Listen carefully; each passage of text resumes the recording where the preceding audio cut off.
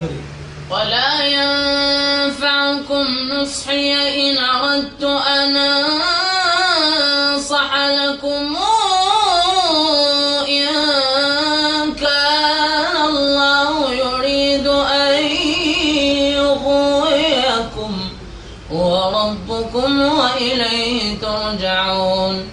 أم يقولون افتراه قل إن افتريته فعلي إجرامي وأنا بريء مما تجرمون.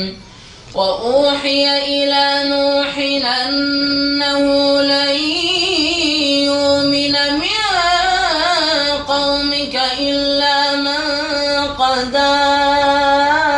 آمن فلا تبتئس بما كانوا يفعلون. واصنع الفلك بأعيننا ووحينا ولا تخاطبني في الذين ظلموا إنهم مغرقون. ويصنع الفلك وكلما مر عليه ملأ من قومه سخروا منه قال إن تسخروا منا فإنا نسخر منكم كما تسخرون. فسوف تعلمون من يأتي